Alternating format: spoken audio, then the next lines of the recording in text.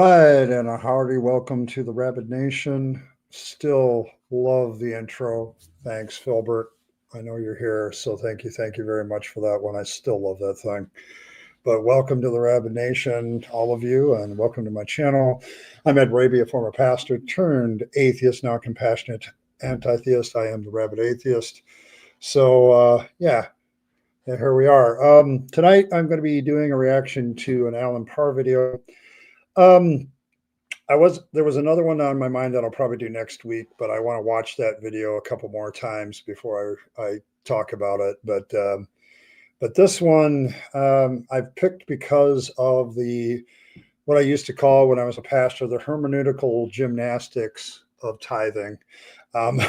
So I'm going to kind of get that vibe going here tonight.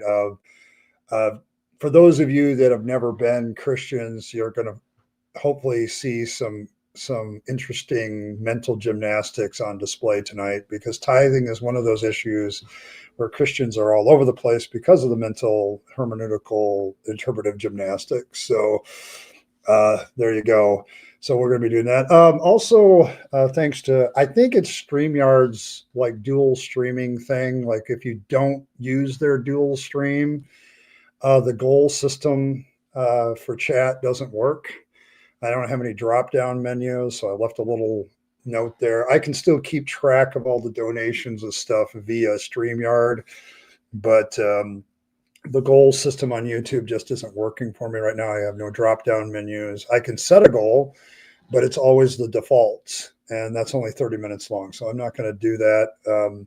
I like to do different things instead of that, so I'll just keep track of the donations, and I'll count membership donations too, because I always like to have more members, because then they get all the cool custom emojis. You know, like who doesn't want to be able to say like yes, you know, woohoo, you know, with your custom emojis. So if you're a member, you get to use all those. So donated memberships will count as well.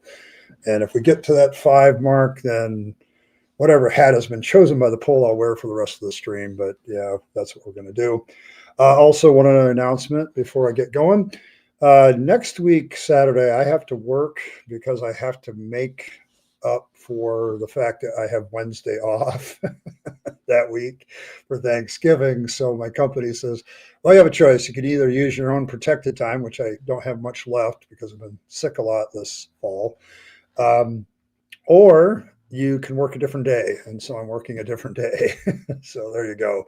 I didn't want to use my protected time. And so Saturday's stream next week will be at 6 instead of 7. I'll start an hour earlier. I usually like to hang out Saturday night at the Atheist. So, but not going to be able to do that. So I'll have to start it at 6, be done at 8 and go to work. So always love that shortened weekend. But before we get going, let's see who's here. We have Fred Harvey. Thank you for being here, sir. Always early. Triple E is here. John from Holland is here. Rimmer is here. Stormburn is here. Yeah, that's by the way, Stormer, that I think I did a reaction video to that where I took him on that one, but it's always it's always interesting with Alan Parr with slavery. He's received some venom from that about that one too. So, hey, Philbert is here. Good to see you. Cranky Elder Gods are in attendance. That's outstanding. Always love it when they show up. Dragon Rider is here. Good to see you. Amanda, good to see you. Welcome. Okay, yeah, that's fine. This is a podcast, so you don't have to watch. You can listen too. Michael's here. So there we go. Let's see. Oh, my good friend Azho's here. Joy Bradford is here. Good to see you. Decibel is here. Alex is here. Wow, this is a busy stream. I think I got Michael already. Mother fluffers. Oh. And Evan is here. Good to see Evan. All right. I think that's everybody. If I missed anybody, I do apologize for that. You guys have been active in chat since I started. So let me pull up good old Alan here. And I've got him muted. Um, so, but I have reacted to Alan Parr before. Oh, Elizabeth McCormick is here too. Must not forget Elizabeth. There you go. Roll call done. I didn't even say Bueller. Some of you will get that. But there you go. I'm going to pull up Alan Parr here. Alan Parr is doing a video about tithing. And he titled his videos like most Christians don't get it. And so you're going to start drinking after this. You might. But I picked this video because it's a great example of what Christians do to interpret the Bible and the mental gymnastics that you have to go through that in order to get a certain viewpoint. Because Alan Parr doesn't actually say, he says what a lot of us might say as atheists about tithing, like it's a voluntary thing. Spoiler alert. But the way he gets there is very, very interesting. So I'm going to let him roll out here. I'm going to turn the volume back on, and let's see what Alan has to say about tithing. I'm going to switch to the newsroom one too. I hope that doesn't. He's just talking anyway. So it's a few visuals, but there's not a lot. So let's see what Alan has to say about tithing. Okay, I'm just going to come right out and say it. I think that many Christians are very, very misunderstood as it relates to this idea of tithing. And so in this video, my goal is to try to hopefully clear up all of this confusion once and for all. Okay, so we have the stated purpose is to clear up the confusion about tithing. I don't know, some of you can drop in the comments what your church's view was of tithing. My denomination, the Assemblies of God, in order to be a member of the church, it was mandatory that you tithe. When I was a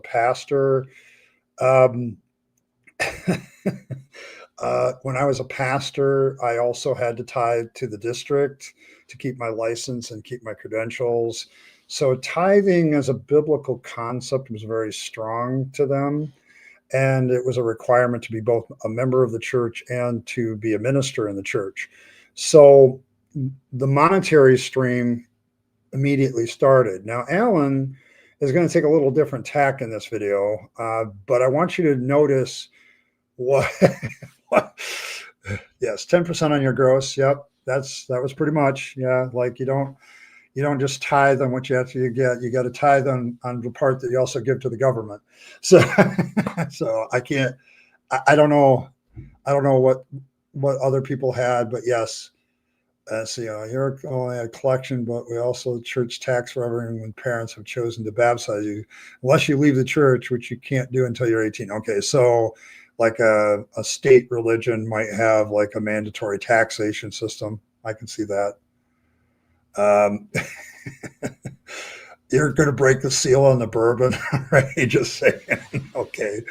All right. But yes, Alan is going to clear up all the confusion for us. Let's see how that works. Okay, so I know this is very, very basic, but the word tithe simply means a tenth. I know many people know that, but I wanted to just get that out of the way before we jump in. So what I want to do is I want to give you several. Okay, I want to stop right there. Yeah, there's been debate about that before, but he's running with the standard definition of a tithe, which is a tenth.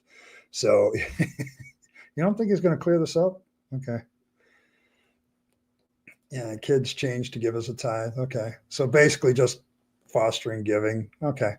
So yes, like he's given us a standard definition. It's a tenth. Okay, fair enough. He wanted to get that out of the way. So now he wants to talk about the rest of it. So let's talk about the rest of it. Reasons why I do not believe that Christians are required to tithe in any way, shape, or form. All right. So here we go. Okay, reason number one is that tithing was a command given under the Old Testament law specifically to the nation of Israel. Okay, I want to stop right there before he gets into this first part, what I would call mental gymnastics and interpretive hermeneutical gymnastics. For those of you who know the theological terms, biblical interpretation has a fancy name called hermeneutics. Okay, you're not supposed to read into the text. You're supposed to pull meaning out of the text, etc., etc. I'm screwing the cab already. Okay. So his first reason is it's given in the Old Testament law and was given specifically to Israel. Okay. First observation from a former theologian, former guy with a biblical studies degree, namely me. That's true of everything pretty much in the Old Testament law. Like every single law, every single commandment is given to Israel in the Old Testament according to the story. Okay, I'm not saying the story is real because I think the first 5 books of the Bible are completely made up. Like it's a made up story. But everything based on the story that's true of everything. So he's trying to apply something specifically to tithing that literally could be the entire first 5 books of the Bible.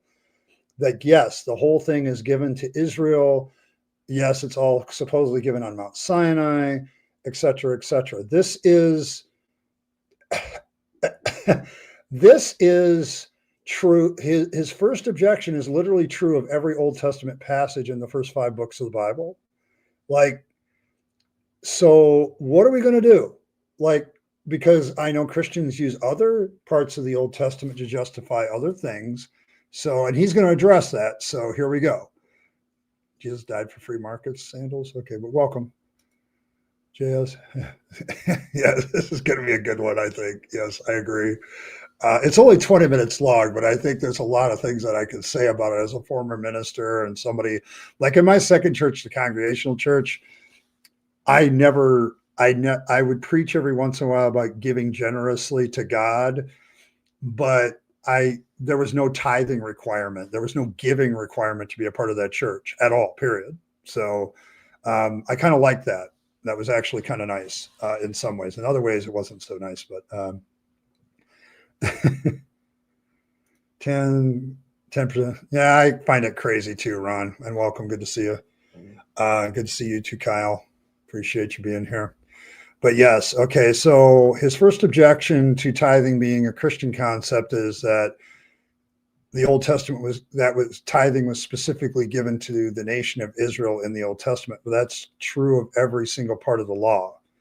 So I'm interested to see how he gets around this one. You may ask a very, very valid question. You may say, hey, Brother Allen, if we do away with tithing from the Old Testament, then why is it that we still observe many other things in the Old Testament as well? I mean, at the end of the day, it's so confusing. How do we discern what we should still follow and which things are outdated and we no longer need to follow those? Okay, great question. So before we jump into this, let me just first and foremost say that the Old Testament law. Okay, I'm going to back up just a tad here. But he just reiterated my question, like how do you decide which Old Testament parts do you follow? Because that's given to Israel at that time. And then, which parts do we follow? What discernment do we show, et cetera, et cetera. And this used to drive me nuts when I was a pastor, as people would come with these questions about the Old Testament, about which parts do I follow? Which parts do I think have anything? Oh, and we have Fangs here this evening. Welcome, Fangs. Good to see you. Episcopal don't lay it as thick as others do when it comes to donation. Okay, and Ron from... All right. I'm going to count that as one donation because I want other people to be encouraged to donate, but okay. But yes, those 5 gifted men. Amanda, congratulations. Robin, the Finnish spooky bed hair. Spooky. Well, there's some good. All right. Ron, you hit some good people with that one. Oh, mama. Yeah, you hit some really good people, some new folks. Congratulations. You're now all members at the Rabyd citizen level. So you can use the emojis and all that jazz. So welcome, welcome, welcome. You are now officially citizens of the Rabyd Nation. So you're no longer tourists. So you're officially citizens of the Rabyd Nation. Somebody bought your citizenship for you. That's how it works in real life. I'm just honest about it. So there you go. Yes, the Lapster. Yes, yes. Now we're gonna ask what you did with Earl fangs, or should I not ask? So there you go. But yes, Alan Parr here has restated the question very eloquently, like which parts of the Old Testament do you do that and which you don't? And oh, Jova. Oh my goodness. I'm going to have everybody in this chat citizens today. Look at you. But thank you. That's 10 Rabid Atheist gifted memberships as well. Thank you, Jova. Appreciate you as always. Jova, Fred likes to brag about being senator. Jova is a counsel. I think it's the only counsel I have. So unless he's withdrawn. But yeah, the last I looked. So, but yes, so Star Child, Brandon Naramore, let's see, Gus Valor, local admin, Hank Yeager, Pan homepage, Darrow Blue, of service. I'm not going to try to say all these. And Dr. M 425, all of you are members. So there you go. 15 new members today. That's got to be a record. It's got to be a record. All right. Well, let's get back to Alan here. But thank you, both of you. Both you and Ron. Is working on her skin suit. I find the lack of fuzz disturbing. Okay, there you go. All right, there we go. Follow those. Okay, great question. So before we jump into this, let me just first and foremost say that the Old Testament law, the Mosaic law, was made up of at least 3 parts. You had the ceremonial law, then you had the moral law, and then you had the civil law. Okay, now I want to stop right there. I have seen this on other subjects in other places. I'm going to try to get this just in the right spot. Well, we'll just leave it there. But the idea of a ceremonial law, moral law, and a civil law, I have seen other Christians who are content creators, preachers, use this idea of, okay, parts of the law are ceremonial for the ceremonial system. Parts of the law are moral. They're universal moral principles. That's why we keep them. And then the civil law is a civil law that they had at the time. So, yeah. So there you go. Yes, it was a great Star Wars reference. But yes. So the issue that I have is this: if I was still a Christian, the issue I would have with this, and as far as biblical interpretation, would be, where the hell in the Bible does that come from? Do you hear what I'm saying? Do you hear what I'm saying? Because, like, where does in the Old Testament law, where does it say this is ceremonial law? This is moral law that's timeless. This is civil law for our society. Where does it say that? Because when I read the Old Testament law, and I still on occasion read it, oh, thank you, Jova, I appreciate it. I'm glad to inspire you. I thank you. I do appreciate your support. I really do.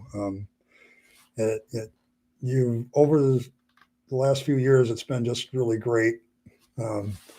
I notice that you're here and you listen and you support me, and I appreciate that. So got to be 130% tithing. Okay. Oh, lap fuzz. Oh, yeah, not yet. Okay. All right.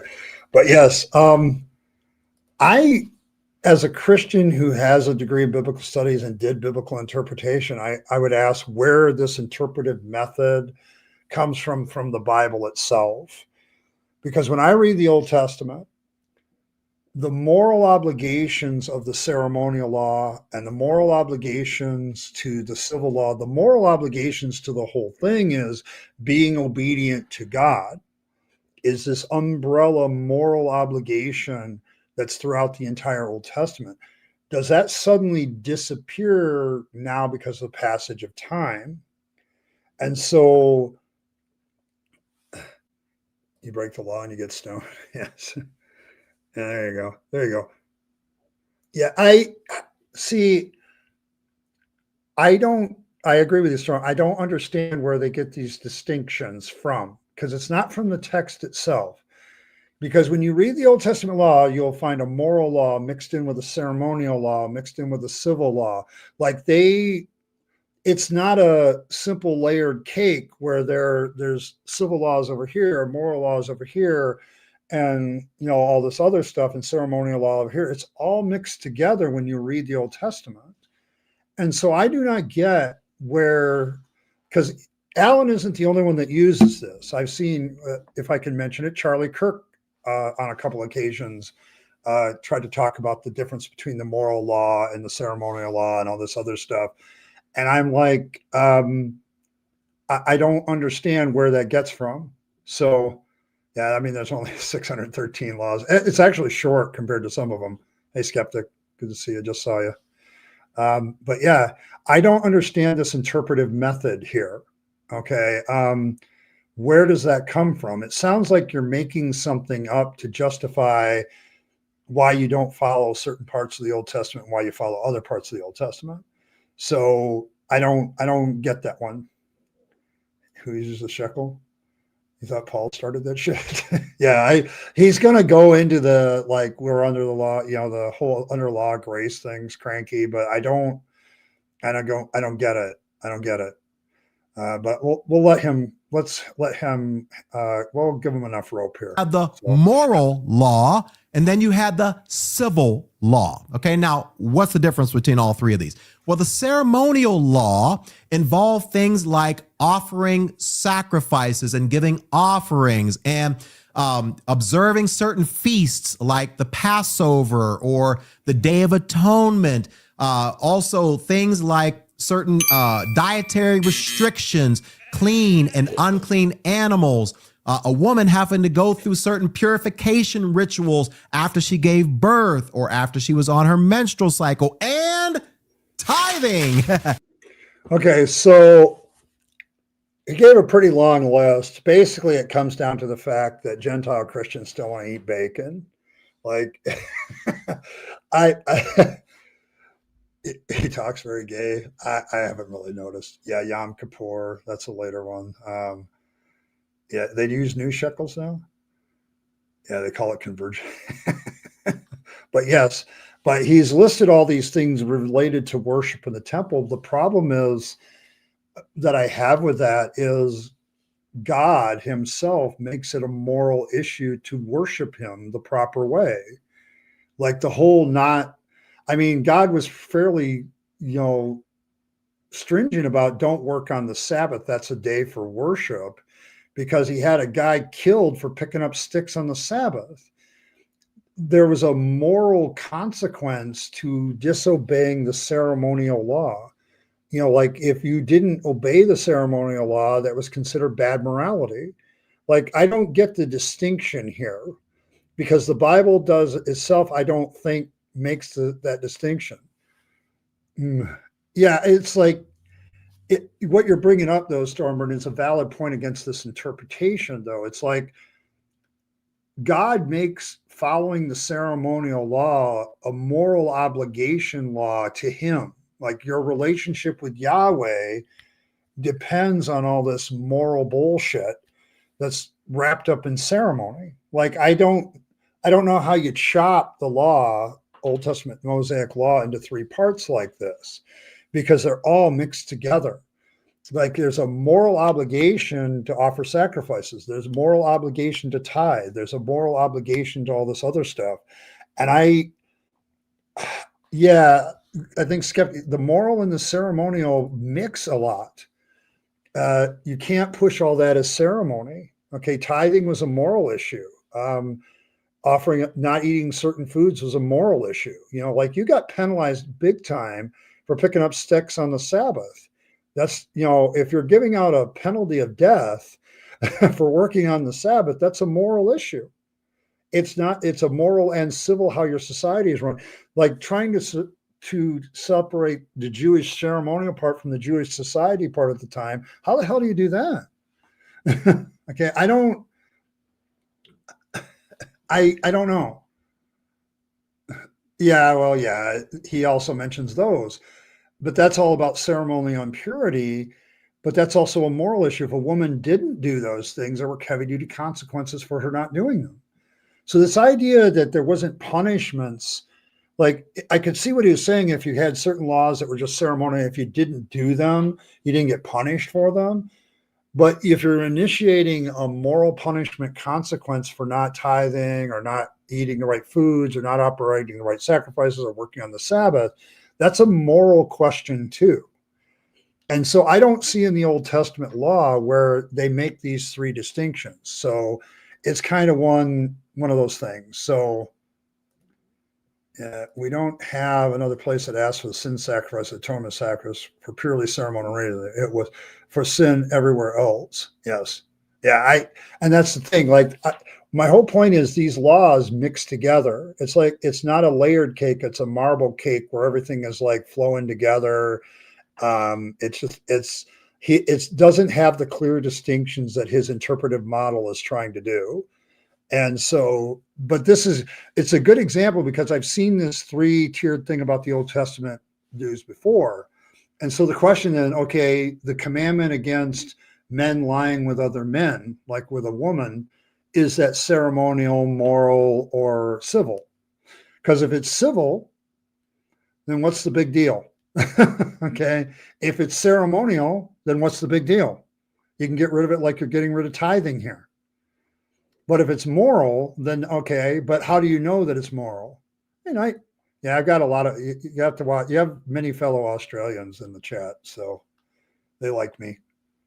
Australians seem to like me. I don't know what it is. Yeah. See Fred, see fellow Aussie. There you go.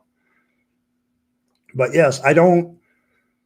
Yeah, Ananias and Sapphira were killed for lying about how much they gave, which I don't think Alan in this video actually deals with, Philbert. So what tithing rules were they following then is a very valid question. Like, don't lie to God. It pisses him off enough, he'll kill you. Like, it's, I don't get the distinction here. So he's throwing in tithing into this ceremonial thing because it supported the priesthood and the temple and all that junk. So I don't know. I don't know if it was 10%. They never say. He's going to make some valid points later. So in other words, the law doesn't apply because it's too inconvenient and doesn't apply to modern life. Jesus says to the heaven and hypocrites. Jesus hates hypocrisy the most. Yeah, the laws don't make any sense. Yes, they were murdered for money. I've made that case. In my series called When God Kills, I talk about Ananias and Sapphira basically being killed by God because he didn't get his extortion racket. Like it's the mob boss going into your house and saying, hey man, you only gave me 8% instead of 10%. So I'm going to wreck up your life, and kill your wife. And, yeah. I mean, you made a video on it too. Yeah. But it's like, you obviously have the same moral objections I do to it. Like they were killed over money. Like they were literally killed over money. And God supposedly has all this money. So, yeah. So he's going to throw, what Alan does is he throws tithing into this ceremonial law category. And so therefore Christians aren't obligated to do it anymore. So it's all about bacon, people. You're still allowed to eat bacon as a Gentile believer, and you don't have to tithe either, just like they didn't have to. So there you go. You wet my beak thing. Yes, exactly. You gotta wet God's beak, or he's going to initiate consequences. I think Godfather analogies to Yahweh are very applicable. So there you go. Vito Corleone. Yes, whacked. Yes. One of my favorite movies, by the way. Tithing was part of that ceremonial law. So the question is, if you and I don't observe all of these other things that I just mentioned, the clean and unclean animals, the restrictions in terms of what you can and cannot eat, offering sacrifices for our sin, then why would we say, okay, we don't follow all these things, but we're going to go ahead and say that we're still required to tithe, even though it's under the ceremonial law of the Old Testament, which was fulfilled in Jesus Christ? Yeah, I want to welcome Earl, the lap in which our Lord naps. Fangs is here. Earl is here. They're not the same person, really. Really. But yes. But yes, okay, so we have this interpretive method, and this is where I'm talking about interpretive gymnastics that Christians do when it comes to the Old Testament. This is a classic case when you come to talking about tithing. So the problem is, as I've stated before in this stream, how do you separate the ceremonial law from the moral and the civil? Because they're all wrapped together. Like it's a whole society that has this mentality about obedience to God. So we're justifying our disobedience to the ceremonial law that the Jews had to follow, but somehow we can't do the same with the moral law, or sometimes in the case of civilist times. So, yes, you love those movies too? Yes, I'm a big Godfather fan. My son-in-law still has my ringtone as the Godfather theme. So, you're in the shower.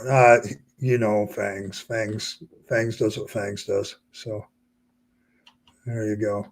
Make sure I'm keeping up with chat. You guys, there's so many people in chat today, though. There's a lot of people watching this one, and rightly so, because this is interpretive gymnastics at its finest. So Alan Parr is like, I'm going to get rid of it's ceremonial when you can't stand for it. Yes, yeah, I think that's kind of what it is. Done away with in the text. The church needs money to grow, though, so they keep this up. That's fairly awesome. The clean and unclean animals. Yeah, it's a weird thought, but that's kind of what he's saying, because Jesus fulfilled the law, so we don't have to follow it. Is kind of the message, which is the message of a lot of Christian sandals. Like it's the Old Testament's the word of God, but it's not. Like it's the word of God, and he tells us what to do, but we don't have to follow it because of Jesus. It's like, so yeah, it's yes, Fangs behaved. So he said. So he says, yeah, you've behaved pretty well. He's interested in this stuff too. So. And then, of course, there is the moral law, right? Stealing, committing murder, honoring your parents, lying, cheating, all these different things. And by the way, all these things were things that were communicated and reiterated again in the New Testament, which is how we know these things are still enforced for us, because it's a general moral law that is timeless and true for all people of all time. And then there was the civil law, right? And this involved basic. Okay, I got to stop there for a minute. Because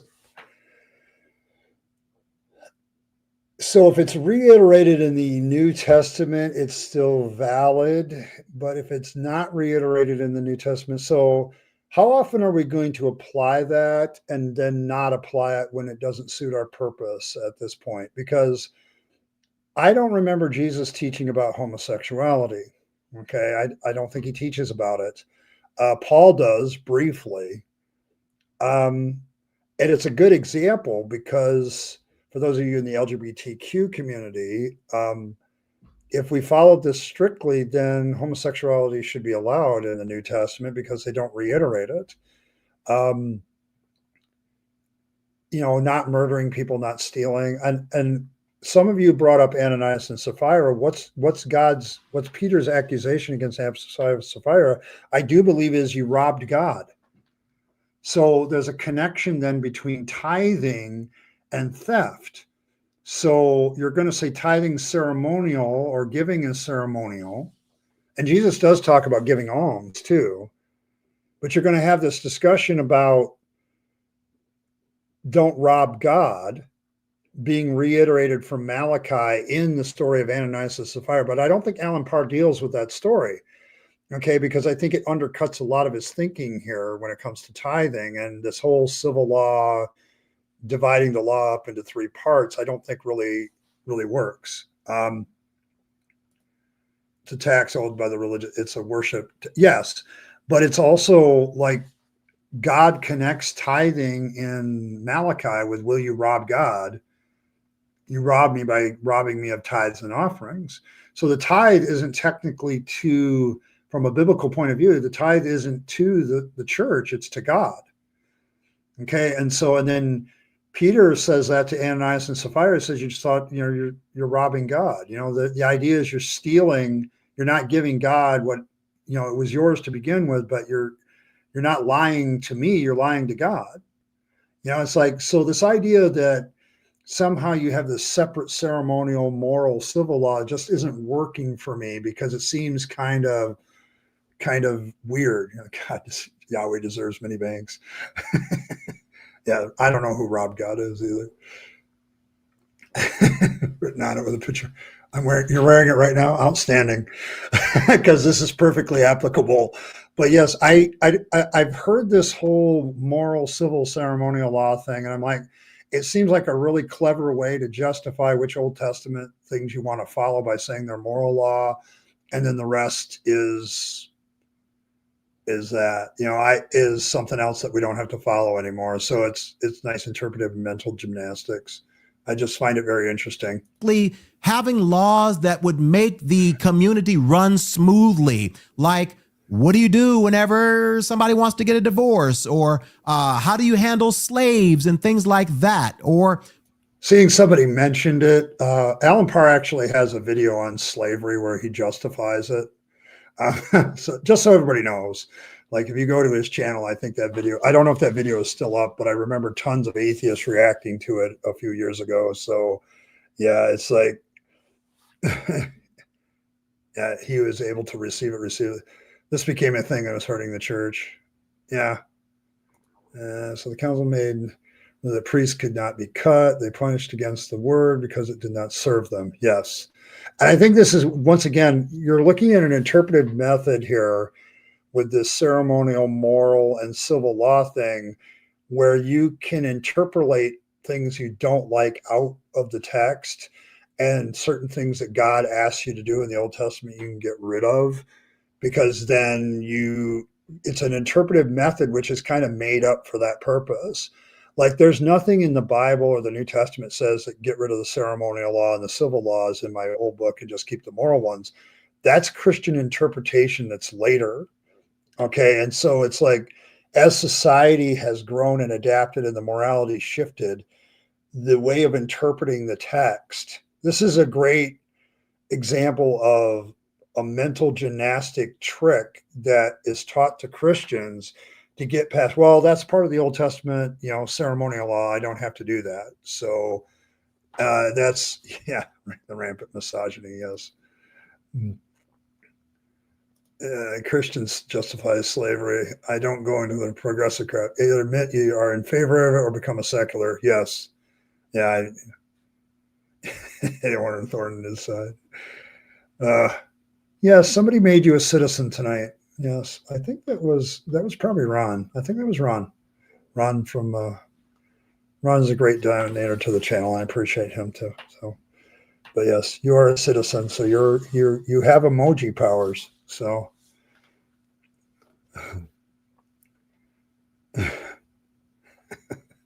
tithing tax is not compulsory to pay in Jesus's days. Well, was it? But giving is still compulsory, or at least being honest about what your giving is. Like Ananias and Sapphira got killed over that shit. So it's like, it's really weird. But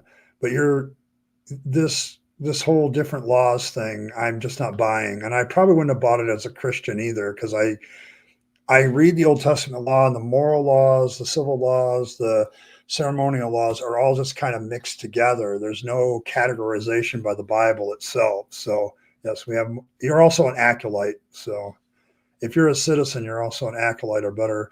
Although, some of you have taken it upon yourself to be bishops of fangs, and I appreciate that, because it saves me a lot of work of having to designate and, start whatever heretical movement you want to do. Fangs likes heresy. So I think I can probably get that confirmed. So heresy makes it fun. So there you go.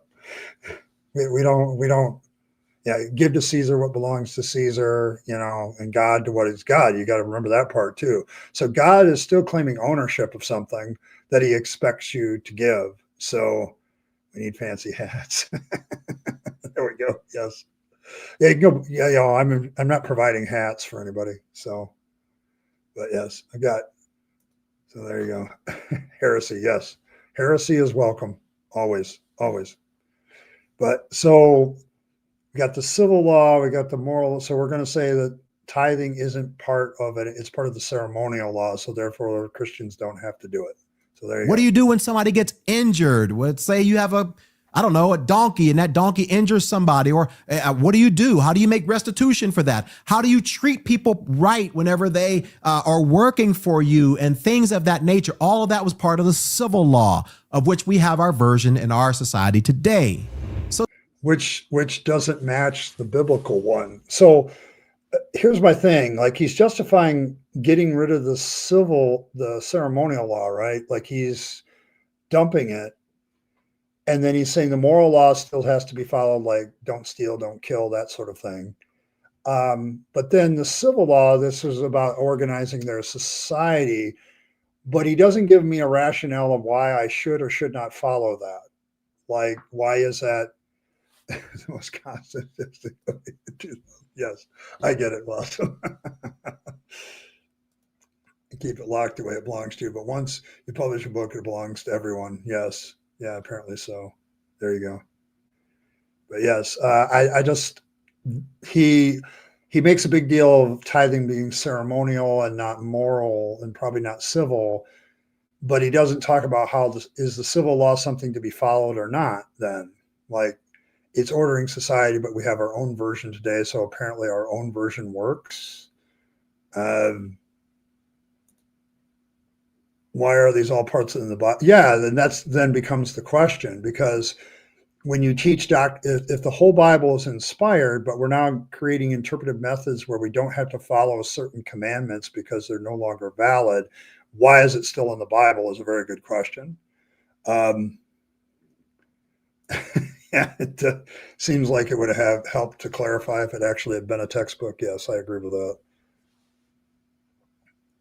Julius, okay, there we go. Yeah, and a dinner idea. Okay, there you go. See, we're helpful with people's dinners around here too. So is God or not? It becomes a really, really good question when you have interpretive methods like this. Like, apparently God has these ceremonial laws that he gets rid of later because he doesn't like them. Wants to do something different. I don't know.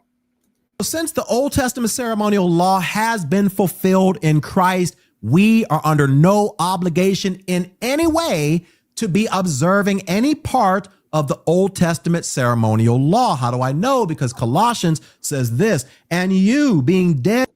Okay, I want to pull this up and get this a little bigger. Dead in trespasses, uncircumcised your flesh is made alive together with him, having given you all trespasses, having wiped out the handwriting of requirements that was against us, which was contrary to us, and he has taken it away, having nailed it to the cross. Okay, so the theology becomes that because Jesus fulfills the ceremonial law, we don't have to do it anymore. Okay. So you're going to add chicken, though you're not a rabbit. There you go. And Fang says you're not a rabbit. Okay, there we go. So people believed at that point, maybe some find it useful and helpful and fun, and maybe some of it is bullshit. Yes, I know where you're going. I know where you're going with that. But yes, so, gosh, I can't remember Colossians. It's quite possible. That's what I'm trying to remember, if Colossians is one of the forgery books of Paul or an actual book of Paul. So, yeah, I'm not sure. There you go. All right. So there we go. I don't know. I'm having trouble with the interpretive method because it's like jumping all over the place.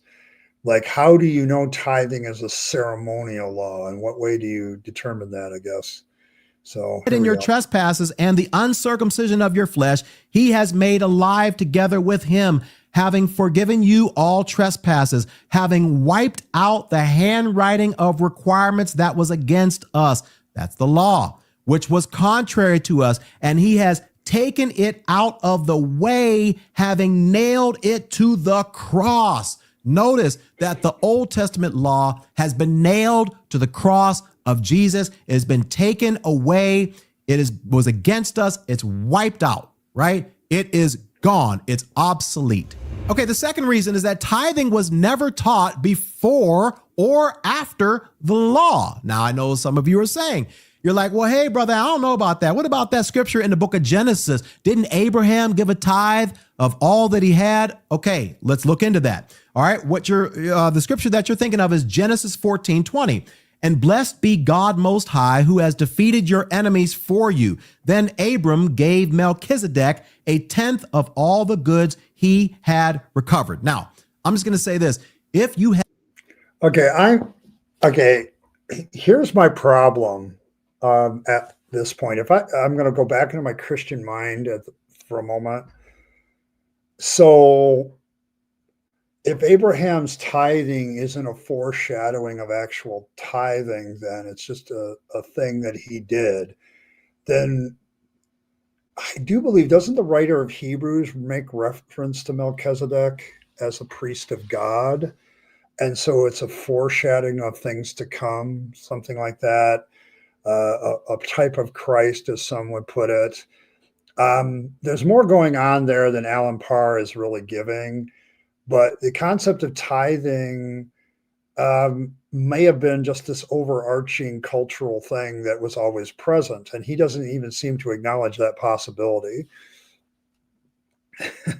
I don't know the problem I think he just has a problem with the aesthetics. I've made that argument before, Michael, about the fact that God created something and then didn't like the aesthetics. So he created a law to change it. So I don't know. I've had Rabyd, though. It's actually pretty good. And I won't say it tastes like chicken because it doesn't. It tastes like whatever they've been eating. If Paul's elder, they'd probably use amateurs or cited in writing. Yeah, okay, there, possibly Timothy. Okay, yeah, that's possible.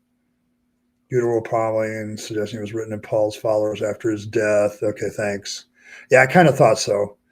And so he's quoting from a book that may not even be by Paul. So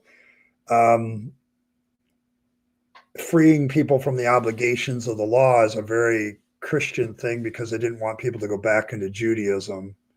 So that time of Christianity is kind of rough because the first generation of believers is kind of all gone, and they're trying to keep the faith alive, which they did very successfully.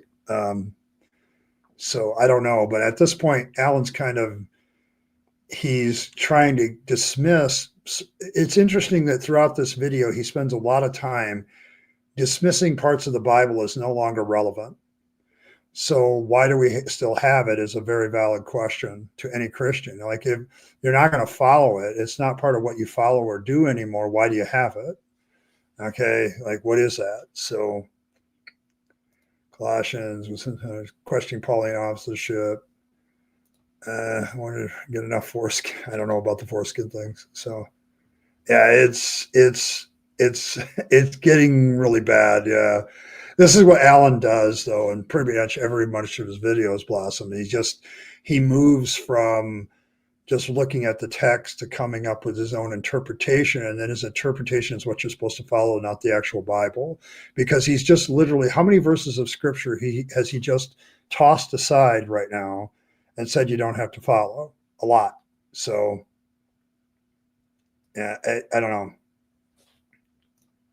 Is an awesome subject. I think I'll follow Earl and Abraham follow Yah and this. Yes. And that's one of the things that's really bothers a lot of scholars when they learn this in seminary is like Melchizedek didn't even follow Yahweh. Like, he followed El. And it gets to be a very interesting discussion, like, because all of a sudden you have a polytheistic system that's becoming the grounding of today's.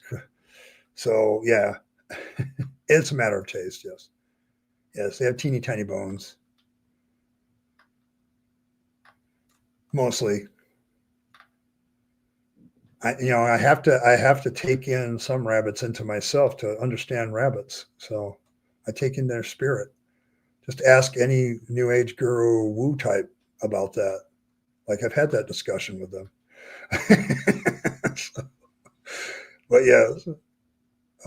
Polly Pocket. Oh yes. Oh, yes, polytheistic. You get to worship Polly Pockets. There you go. But yes, so I don't know. my biggest problem with Alan here is like, if I was still a Christian, I'd be like, dude, you're like literally ripping away a good chunk of the Old Testament. So why do I even read or bother with it anymore?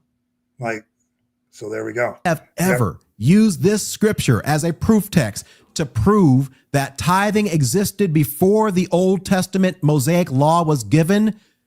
That's horrible exegesis. And let me tell you. No, it's not horrible exegesis. It just points out that somebody did it before the Old Testament law. That's all they're saying. Like, the idea of the tithe did exist before the Old Testament law. You know, you're going to go on and on about it, bad hermeneutics, because it wasn't required because Abraham did it voluntarily. Fair point. But the idea of tithing exists in the story before Moses. Like, it exists with Abraham before Moses. And that's one of Paul's major points in some of his writings, is that, you know, before Moses was Abraham, and Abraham did all this stuff by faith. That is like a cornerstone of Pauline theology. So it's like, I don't know where you're going there, Alan. Why? Guys, nowhere in this passage does God make it. I also have to make the opposite joke. That's horrible exegesis. How would you know? I haven't seen any good exegesis from you yet. Okay, so there we go. There's my point. If I was still a Christian, like, your exegesis seems to be a little bit horrible too. So maybe that's a matter of opinion. So there you go. Yeah, they drink JC to understand them. That's a spiritualistic thing I've heard from a lot of religions. Like, you take something into yourself to better understand it. You eat it.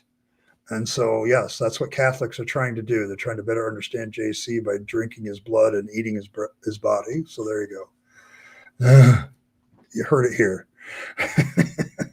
Known or command that Abram is to give a tenth. This is a one-time voluntary act that Abram did on his own. There is no reference or allusion anywhere in this text that says this came from God.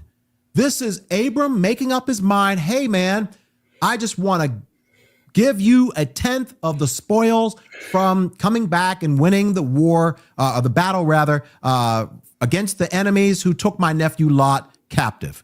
That's it. God is not setting a precedent for how everyone in the land was supposed to give before Moses gave the command. This is a one-time voluntary act. Okay, Okay, now I would agree with most of that, except for one thing. He said that the concept of tithing didn't exist at all in his objection. And the problem is it does exist, and maybe something that was a one-time voluntary act. Some interpreters of the Bible would say, yes, and God saw that, and it was so good that he decided to make it permanent. Like, you know, it's kind of like there's, in the story of Abraham, like Jacob marries a woman and then marries her sister. That is forbidden in the law later because it turned out to not be a very good idea.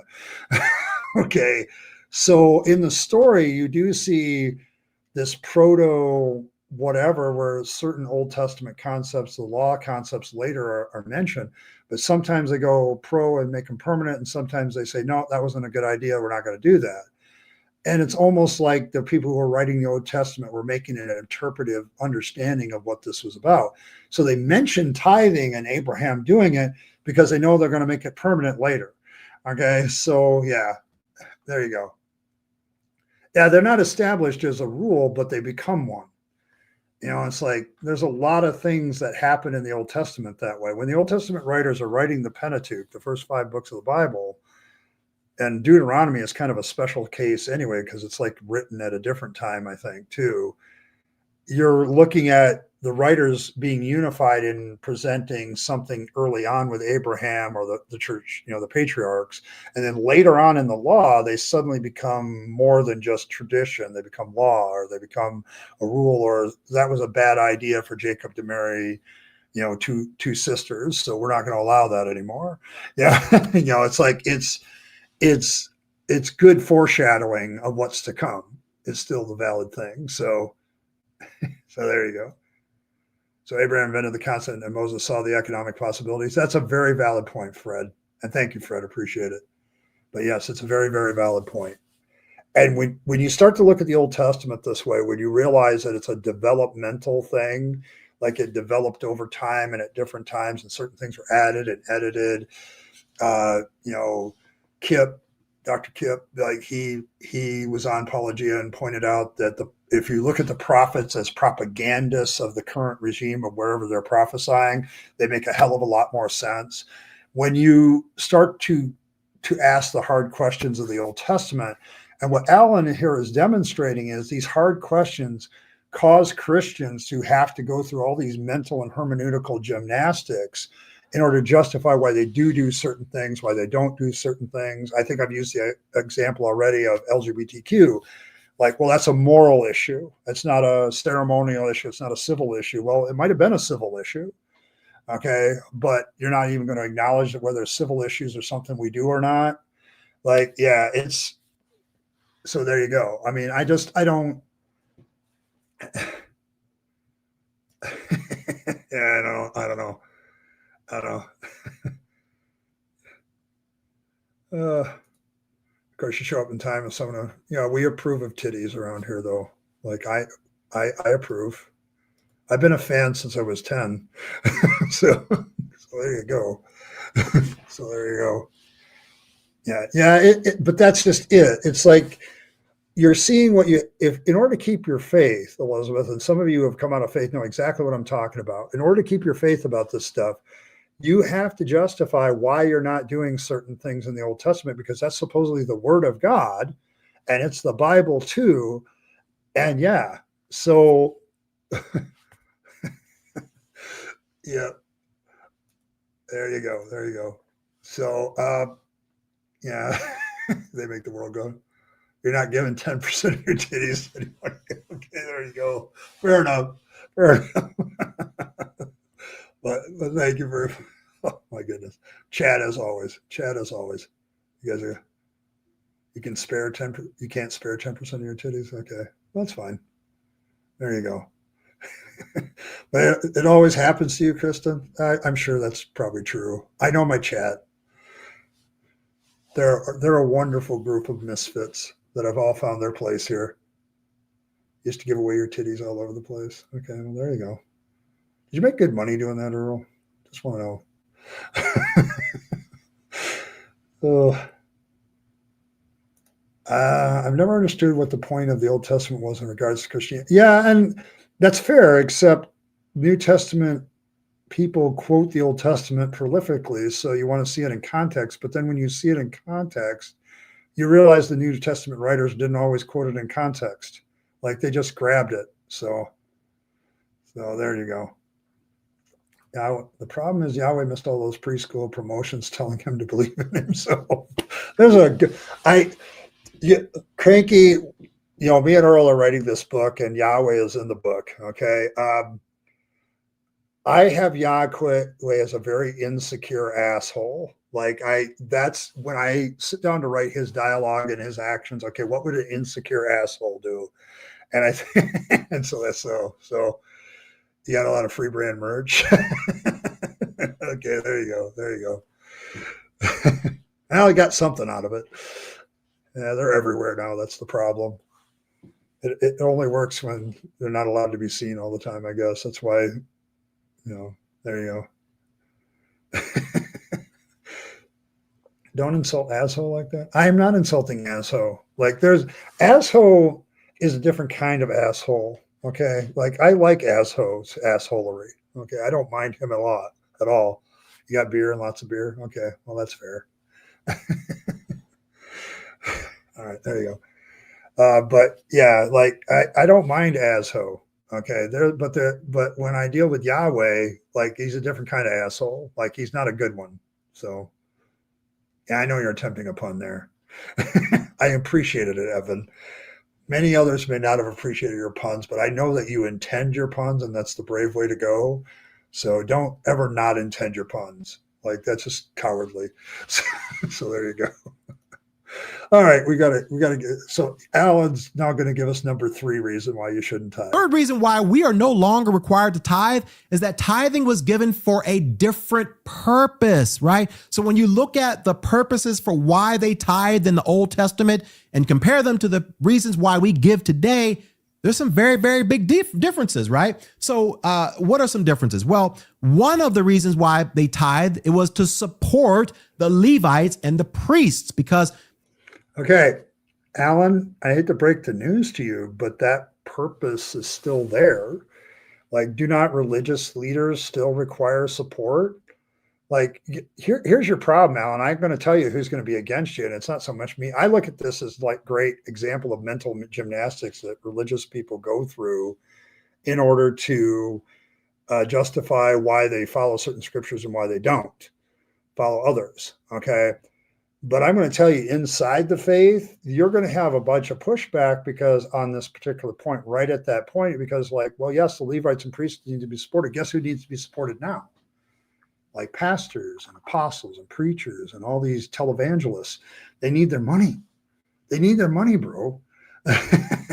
Like it. So what? That purpose still exists. Okay, that purpose still exists inside the church. And you're going to get pushback, not from me, the atheist, but holy hell, on that particular point, every pastor and preacher is going to say, what the hell? Like, dude, does that not still exist? You know, does that not still exist? So, okay, good luck. Oh, okay. Oh, there we go. They were not able to work regular jobs like others in the community were. And so they were able to get their support from the tithe. Okay, there's a little bit of a crossover today because pastors are hopefully expected to work full time and dedicate themselves to working at the church. All right. Okay, so dude, you're literally committing pastors. Okay, and as a former minister, I would say, dude, you're literally telling me that I have to work double, like I have to work a job outside the church and then none of that. You know, I don't think how you're interpreting this really works all that well. But also for provision for religious festivals, right? Curve fangs sight us on and have fangs in the council of gods and calling out Yahweh for a dick move. Well, yeah, that's in the book. Like I've got different scenes and different stories. Like one of the scenes I have right now in my head is the one with Job, where Satan comes to God, Yahweh, and says, God says, have you considered my servant Job? I have a scene in my head like that when I get to that story where Fangs is there. Okay. And there's going to be some interesting dialogue. So yeah, you got skeptic. You're getting me. You're getting me with me and Earl's book. This is kind of where we're going. Like Fang shows up to all these biblical stories and he like introduces his stuff. So there you go. Hey, Merlin. Fangs is a naughty bunny. Oh, I'm sorry. Yeah, he shouldn't be talking about you like that. I don't. But it would explain why he likes napping there, Earl. Like, he is a fertility god and the god of good consensual sex. So safe consensual sex. So, it would explain it. So, but yeah, he shouldn't be calling you out like that. All right. But yes. Yeah. But that's kind of where we're going. Like I have that scene where Satan comes into the throne room of Yahweh and talks about Job in my head. And I'm like, Fangs needs to be part of the sons of God and going, what the hell? So, kind of thing.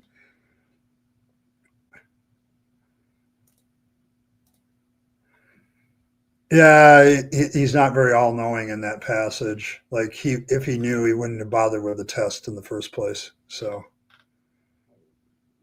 it would indeed, yes. See. So they wanted to make sure that everyone in the community could participate in these religious festivals, these holy days, these feast days. And so to make sure that that was something that everybody could take part in, some of their tithes went towards that. Also, okay, so I have a question at this point with all these religious festivals and having a tithe for the religious festivals. Why the hell do we have a problem with having holidays that are paid? Like, I don't know. I don't know. Yes, the you're gonna put you're gonna put him in a compromising art piece. Okay, there we go. Yeah, he's a gambling addict. So yes. You're really sure about that? Yes. Are you really sure about that? Yes. Yeah, Decibel, you could ask him that a lot. You really could. Like, I don't know. But yes, the whole holiday thing really gets me interested because he's going to talk about how much the tithe actually is. Okay, so and it's quite substantial actually. So there you go. So some of the tithes went to assisting the poor, the needy, the orphans, the widows, the foreigners, basically caring for the needy people within their community. And then, so that brings up a question, Alan. Why is it then that so many Christians have a problem with their tax dollars going to support the poor and needy? Why is it that they keep bringing out this verse about you shouldn't work, you shouldn't eat? Why is it like there's a long damn list of things that conservative Christians these days do that doesn't follow from what you just said? If there's literally a tithe, like every third year, everybody gives 10% of their money to help the poor. Why is it that American Christians seem to have a problem when their government does that exactly that? Like, I don't get it. So what do we need the poor and needy to do again? I don't know. See, but yes, I like it's my issue at this point is if that's true, I can understand then why people would want to use different interpretive methods to get rid of the tithe, because then the moral obligation of the supposed ceremonial tithe, like if the tithing is ceremonial, like Alan says earlier in this video, then why is the tithe about the moral issue of taking care of the poor, which Jesus certainly echoes later in, he says, the poor you always have, always, but you don't always have me. Well, that's a one-time thing there, Alan.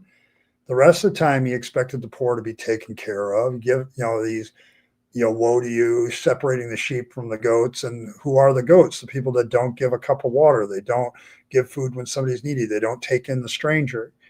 Like it seems like I can understand why people like your selective method of picking Old and New Testament verses, because now we can justify our selfishness because we don't have this tithe that you're going to talk about, I think, a little bit, and you're kind of alluding to it now.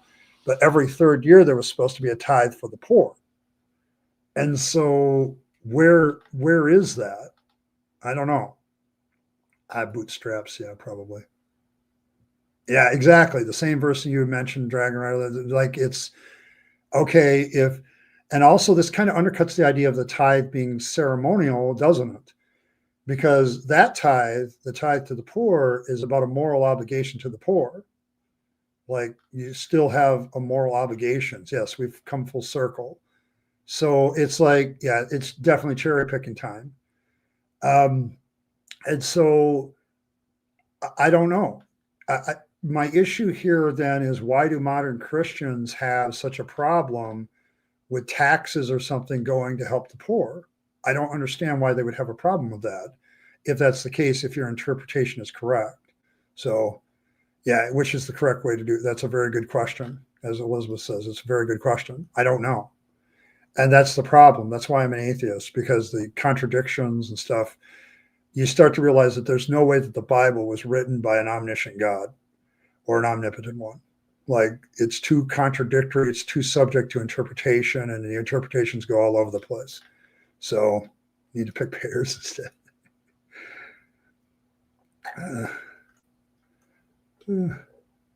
So, hey, thanks, Cranky. I think that's 5 too. I think we've reached the point where I have to wear a hat. Yeah, we have. All right. So, and it looks like once again on a Saturday, I am now officially acting both in as my status as Grandmaster of the Fluffle. So here we go. There we go. Finally reached the goal. Thank you, everybody, for your donations. I appreciate it. Keeps me running. Keeps the lights on, so to speak. So there you go. Yeah, it's a yay hat time. Yes, not the author confusion, stuck to cause different languages. Inspired a book that everyone disagrees on it. Nailed. Yes. See, because that's the issue. If it was the word of God, God would do it in such a way that it wouldn't be subject to interpretation what he meant. And yet somehow God never is able to pull this off with any verse of scripture. So I don't know.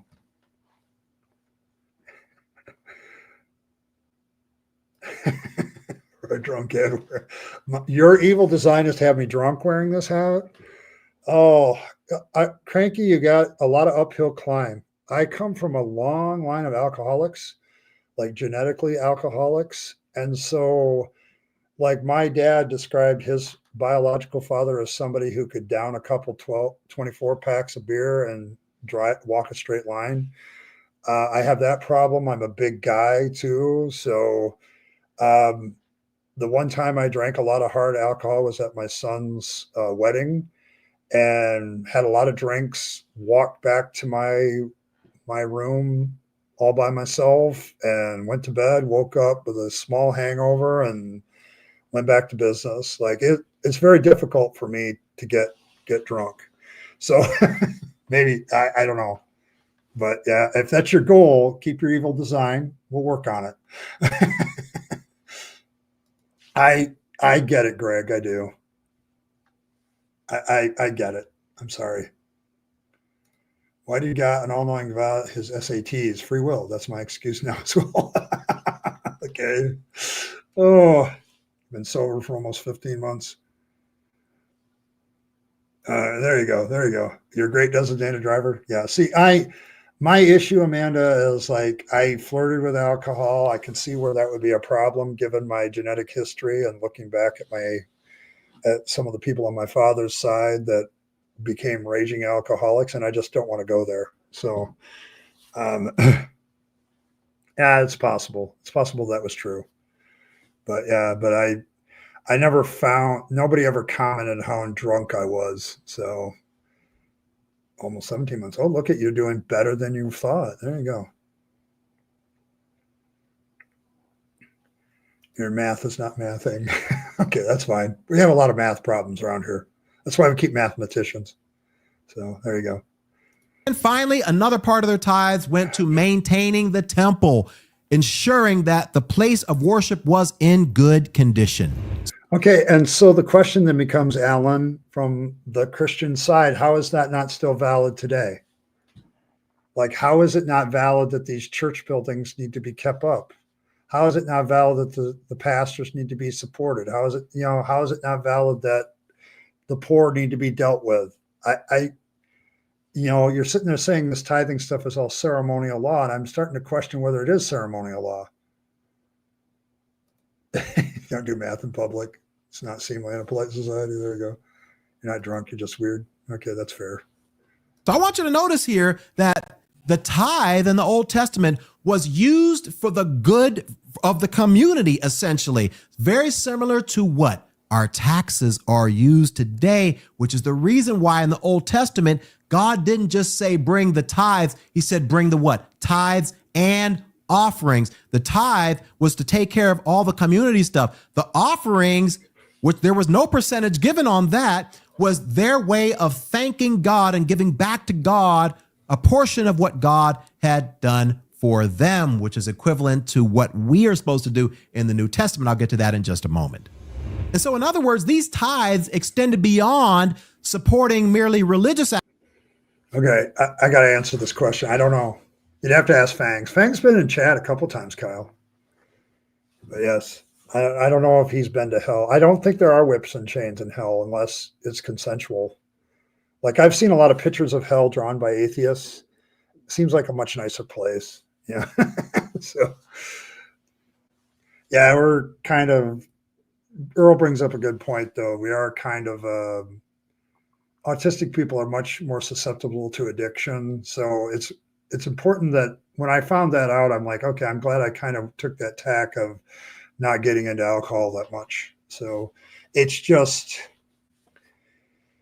watching addictive behaviors as an autistic person has kind of been oh, you've been to hell with it. That's right. You've been to hell with Asho's mama. So Asho, if you're watching this later, I hope you it's the joke that's never going to die. Oh, yeah, you're a fan? Yes. I do this. Like the Holy Bunny hat has been a staple since we had the cult of the Fluffles. So the Fluffle of Fangs I felt as a religion, we needed a religious hat, to make it a true religion. Like if you look at all the great religions, they always have their priests wearing a real cool hat. So we had to get our own. So there you go. Yes. Hellhound's mama, same difference. It's a Fluffus cult, yes.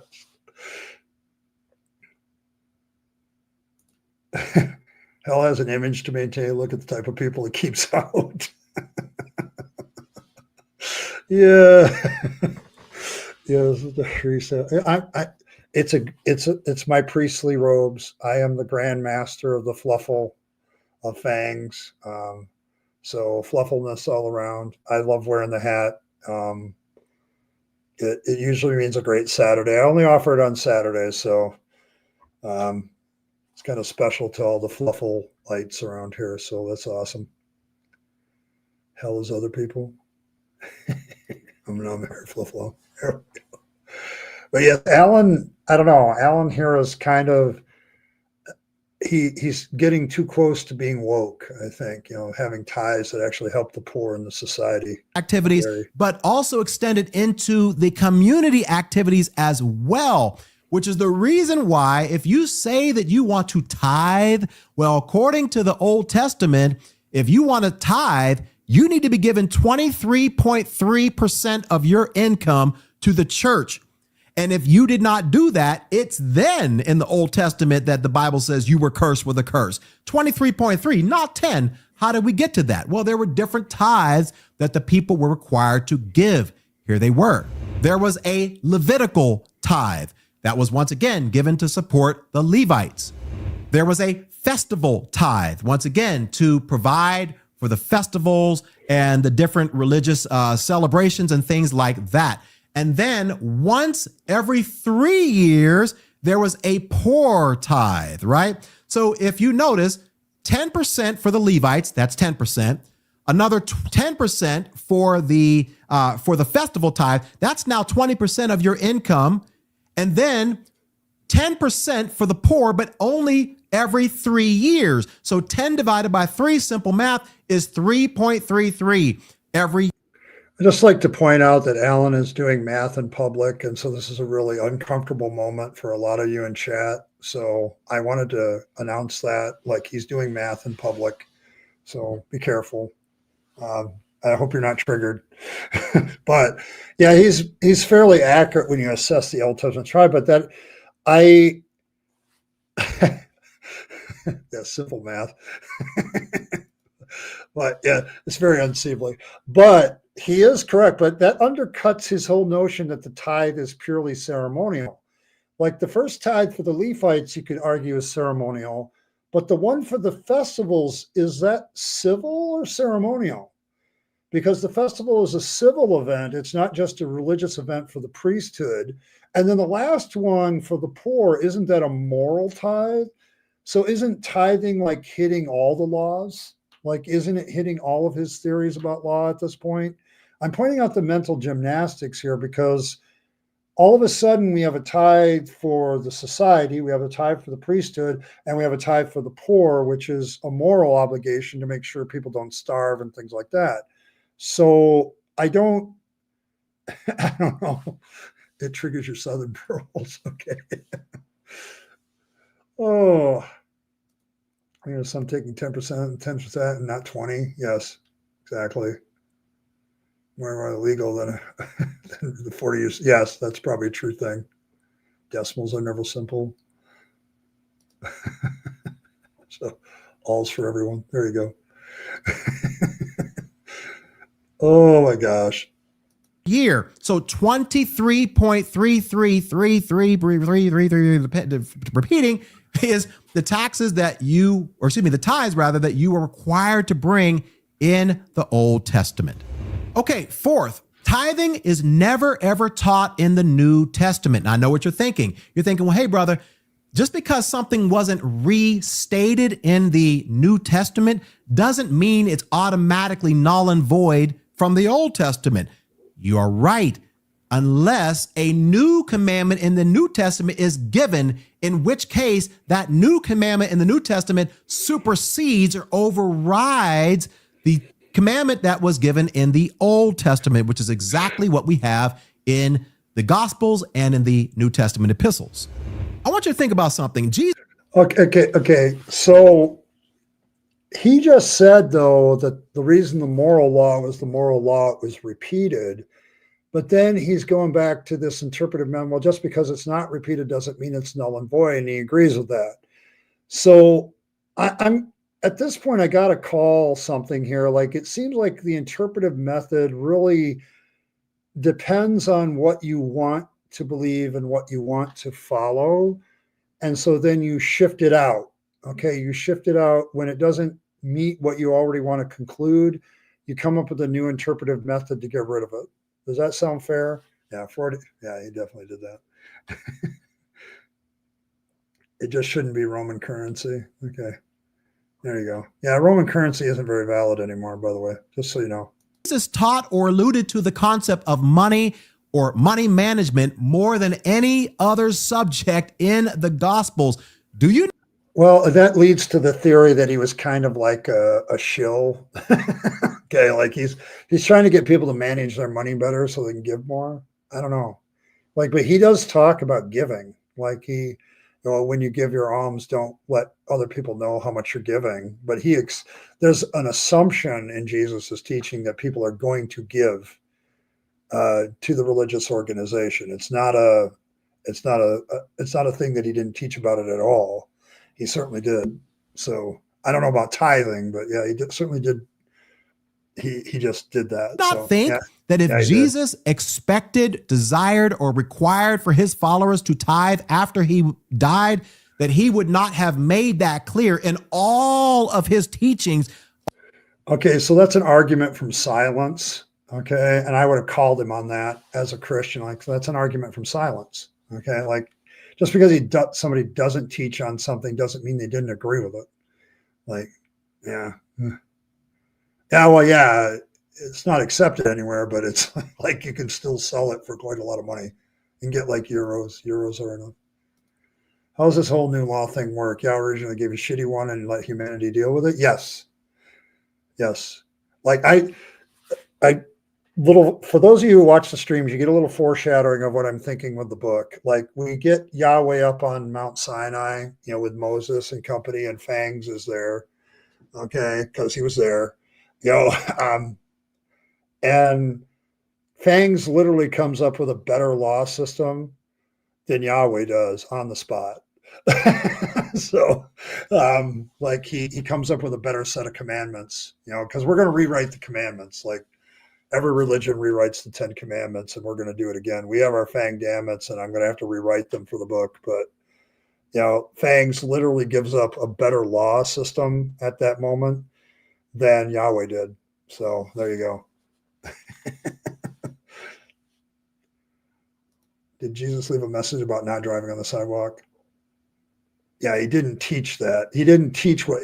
Yeah, see, what Alan doesn't realize, didn't teach what Alan is saying either. Like, if he didn't teach about it, then I don't have to do it. That's not something that Jesus would have said. Okay, so yeah, he's definitely getting himself into these metaphorical knots. So it keeps going. On money? You may say, well, wait, Brother Alan. Yes, he did. What about Matthew chapter 23? Well, let's take a closer look at that. All right, it says here, what sorrow awaits you, teachers of religious law, and you Pharisees, hypocrites, for you are careful to tithe even the tiniest income from your herb gardens, but you ignore the more important aspects of the law: justice, mercy, and faith. You should tithe, yes, but do not neglect the more important things. So some people be like, see, Brother Allen, there it is. Jesus said you should tithe, but we're missing something very, very important here. Okay. All right. Yeah, Alan's making a good point here.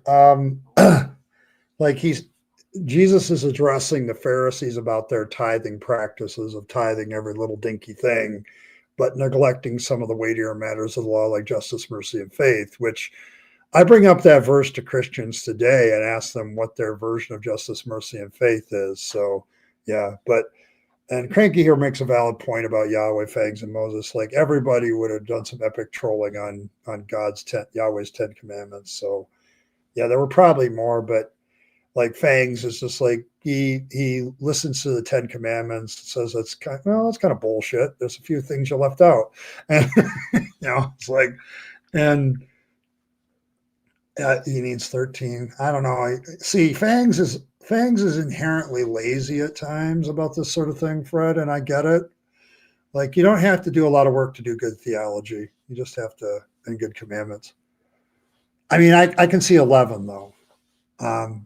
Because the 11th commandment for me as a kid and as a teenager and as a young adult and all the time I was in church, the 11th commandment was don't get caught. Like it's just don't get caught.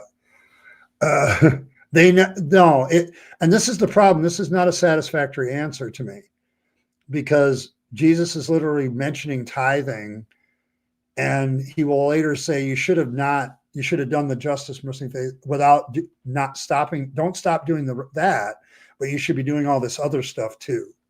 His whole mission said, yes, masturbate, don't get caught. Okay, there you go. That's true of all the commandments. Just don't get caught. That's the 11th commandment. Don't get caught. And that's honestly on a practical level, Rimmer, that's the way most Christians live. Like they have their sins and they just worry about don't get caught. So don't get caught. When did Jesus give this statement? It was before he had died and offered sacrifices for his sins, which means at the time that Jesus said this, the people were still under the old covenant. Okay, Alan, I hate to break the news to you. That's true of every single teaching of Jesus Christ. Okay, every single teaching of Jesus Christ was done before he died. He doesn't really teach that much after he dies and resurrects, according to the story. If you use that as an interpretive method, then you can discount everything that Jesus said as under the law and not under grace. You're cherry picking your interpretive hermeneutical methods on something because what you just said is true of everything that Jesus, it's true of the Sermon on the Mount. It's true of all the parables he taught. It's all under the law, not under grace. This is a bullshit hermeneutic. And I would have called you out as a Christian for being bullshit because if that's true for tithing, then it's true for everything else that Jesus taught. Yeah, like it's the idea that everything ceased under the law when Jesus died and then everything goes under grace. It's supersessionalism in the sense that of certain senses, but it's the whole idea that supersedes. It comes before Jesus died, so therefore it's no longer valid. That's true of everything that Jesus taught, though. Everything that Jesus taught, pretty much all of his main teachings, all the solid stuff that supposedly he taught is before he dies on the cross and was resurrected. He doesn't teach that much after the resurrection. Mark doesn't have him teach at all. So if Alan holds to this interpretation and applies it evenly to everything that Jesus taught, then nothing Jesus taught is valid. Okay. So yeah, there's a lot of stuff like that. Like it's the issue with him right now, Earl, is that his interpretive method, he wants to apply certain interpretive methods to certain subjects, and then he wants to avoid. I suspect the reason he's teaching against tithing is he doesn't do it. Okay, he's got his own ministry, he's online or whatever, or something. But yeah, it's good for you. Our sin is not his sins. Yes. But yes, the idea that somehow all of this is before Jesus died, so therefore it's not valid. Well, that's true of everything that Jesus taught, pretty much. So, love your neighbor as yourself, all that stuff, that's before Jesus died. It's like dispensationalism. Yahweh does different things, saves people different ways during different times of history. That's probably the best way I could put dispensationalism. So like God saves people under the law and the sacrificial system in the Old Testament to a certain point. Then there's the prophetic age where people didn't have the sacrificial system, but they could still believe in God. Abraham was saved by faith because there was no system. We get to church, people were saved differently during the time Jesus was walking the earth than later on. It gets to be a mess. That's why it's very hard to understand. Yeah, it was taught before Jesus died. See, like, Amanda, you're picking up a valid point here, though, and it's a very good thing. Understand that when you're a Christian, you think this way. But if I were to apply what Alan just said to everything that Jesus taught, there is very little that Jesus says other than go into all the world and preach the gospel. Okay, there's a few teachings that happened after his death and resurrection, but there's not a lot of them. Almost all of them are pre that. So, okay, well, I can chuck all those too because they were said before. It's under law and not under grace. So, yes, it's a real, yeah, it's very relative. Like it's a relative morality, like a relative, like if you were a good believer in the Old Testament, you brought your sacrifices, you gave to the priesthood, you behaved yourself according to the law. That's what saved you back then. Now Jesus just applies his grace to you. You can do pretty much whatever you want, and away you go. Yeah, I know. I get it. I get what you're saying. Tithing in his religious meditations, so he's doing negative marketing against competitors. Yes, I agree with that. Like, I think there's a reason why Alan doesn't, he has a personal reason not to believe in tithing because he wants to give what he wants to give, but he also wants people to give to him. So it's like, yeah. Why chuck when you can Harry? I get that, Elizabeth, but I have pointed out to many a Christian that their morality is relative to the interpretive method that they're applying. Because there's like, well, what does it mean not to kill? Because the Bible pretty much says that certain killing under certain circumstances is perfectly justified. So what do you mean by thou shalt not kill? Well, then that's why new versions say don't murder. Well, what do you mean by murder? Because even in our modern law systems, we have murder, first, second, third, fourth degree, manslaughter. At what point is it murder? What point is it manslaughter? What do you mean? Okay. And that gets very, very relative. And I'm doing a very hard issue there, like murder. Think about all the other softer issues. Was this right or that wrong under the law?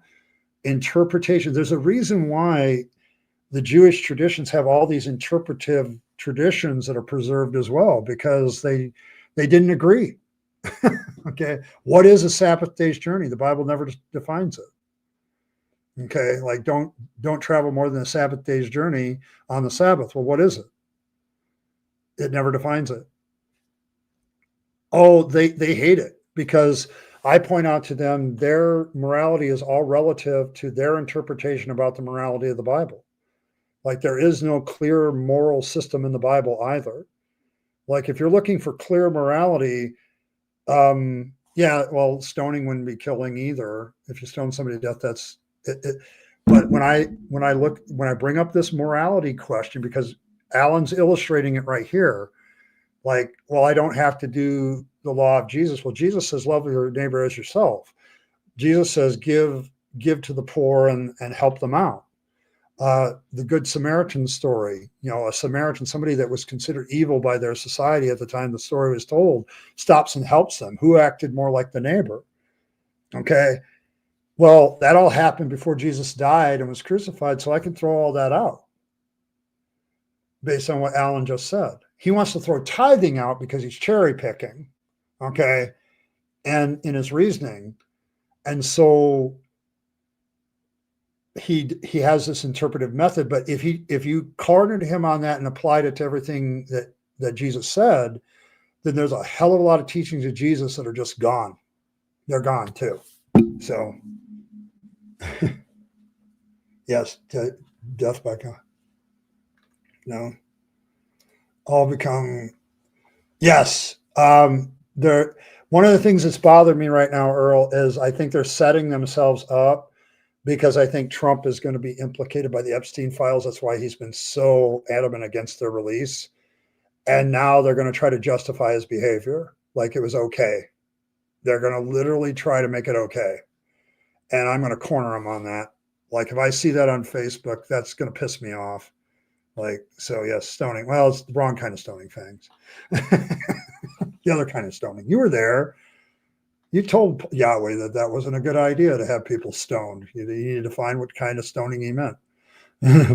So it's going to be a funny thing. But yes, but you see this all the time with people using interpretive methods to justify different morality. And Alan's just given a perfect one here. If I don't like something that Jesus said, or I don't want to follow something that Jesus said, I said, well, that's pre his crucifixion. And so it doesn't apply past his crucifixion. Well, that applies to everything else he said too. Like, no, that applies, it only applies in certain situations, and they'll come up with another flipping rule. It's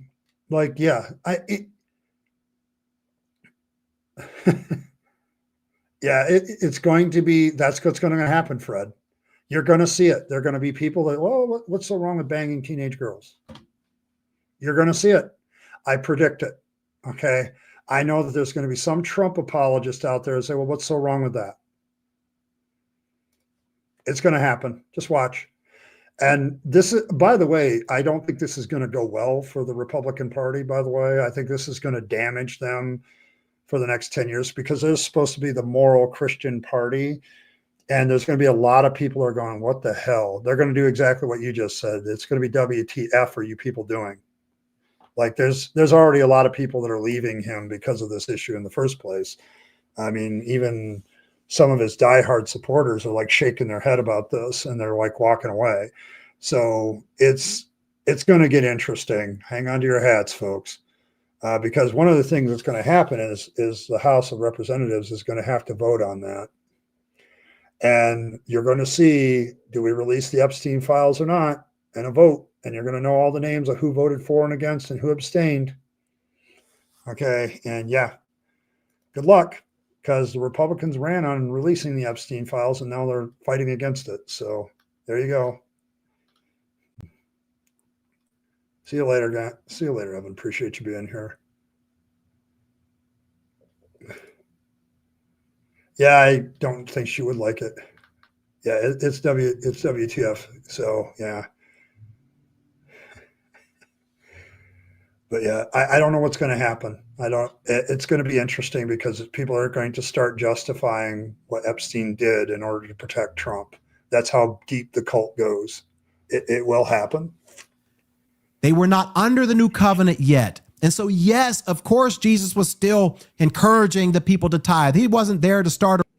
They weren't under the new covenant with things like hate your brother is murder. And they weren't under the new covenant that lusting after somebody is, the same as adultery. Like, dude, there's a whole bunch of teachings of Jesus that you just got rid of with that interpretive method. And I don't think you really figure out that. Revolution, I know they are. Right. So, yes, he was.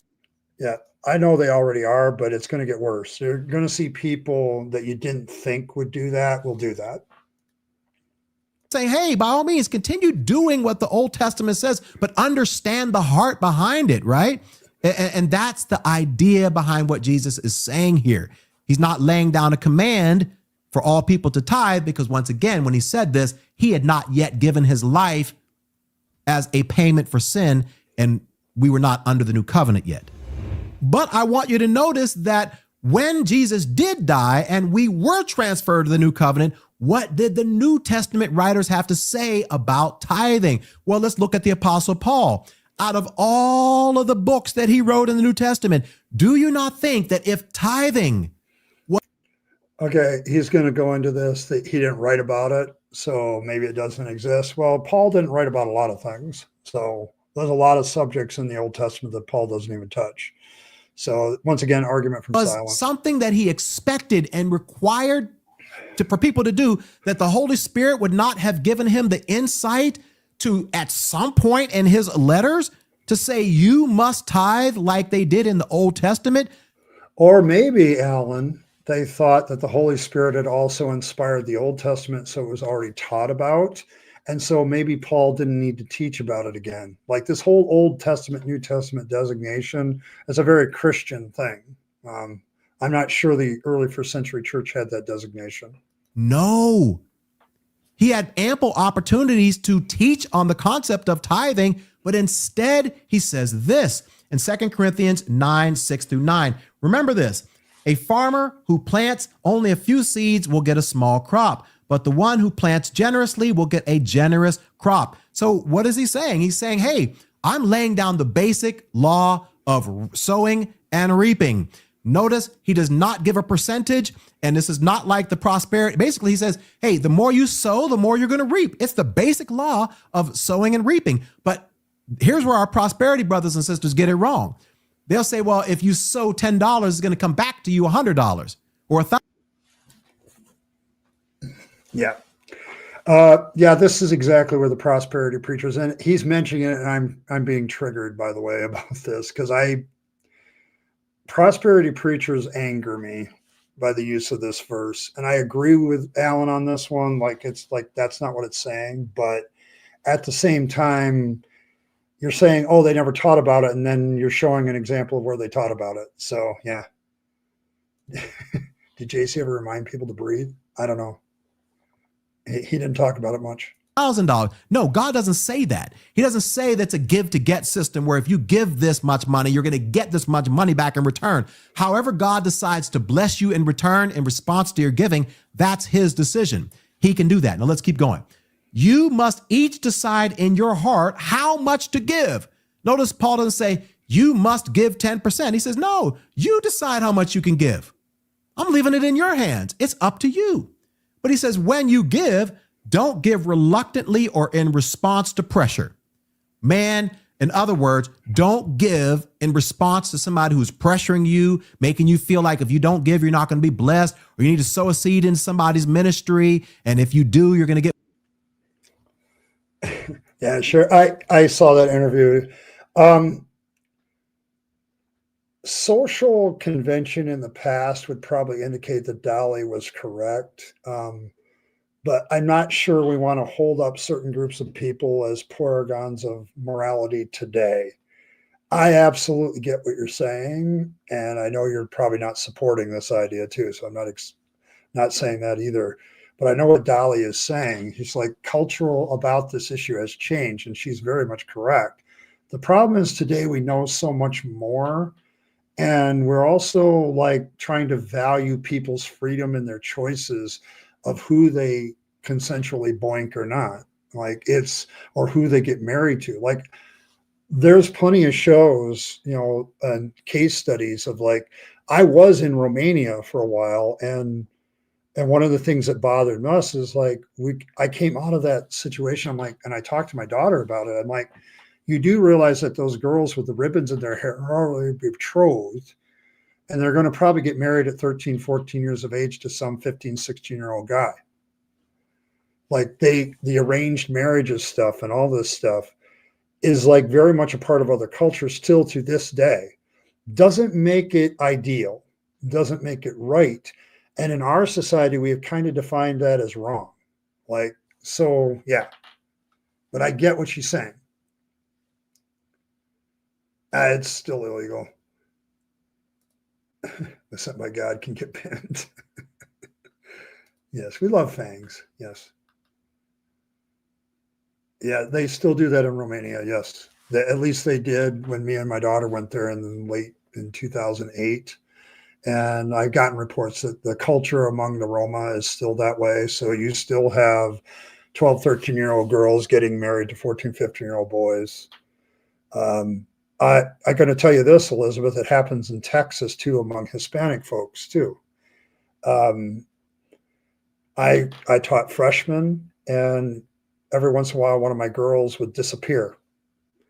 And that's because she got pregnant And it's because she was secretly married to some other dude, but they didn't put that on record because it's illegal. They still do it. Okay, there's still cultures around the world that still practice this stuff. So, I mean, there are many evangelical sects that think there's nothing wrong with 14 getting married. I know you don't agree with it, but it's like we're dealing with a cultural issue here with a lot of people. Like there is a Southern culture that tells you to get married very young, okay, and stay married forever. That exists in the United States. It's overseas. Yeah, they're not synonymous, but we were working with the Roma, okay, and so the Roma definitely still have that practice, at least in some areas. So, but we were talking to this girl who was, I think, 11 at the time, and she had these ribbons in her hair, and she was, all decked out and everything. And it's like because she's betrothed to marry some guy in 2 years. So, and she was proud of it, taught to be proud of it. So yes, so it gives a huge chance of the man getting a virgin, and that seems to be very important among Abraham. Yes, that's what it's about. Like the idea is having a virgin bride, so that first kid is yours. It's about control. It's about male control of female reproduction, basically. So, yeah, they marry off babies. There's still. It's quite possible they keep their maiden name so nobody senses it. But when I got into it and started talking to some of them, she's married. They just they're not going to let everybody know until they both turn 18, like when it's legal. Like I think in Texas, you can be legally married at 17. So they were waiting until it was legal to say so, but they had like this marriage in front of the priest or whatever secretly.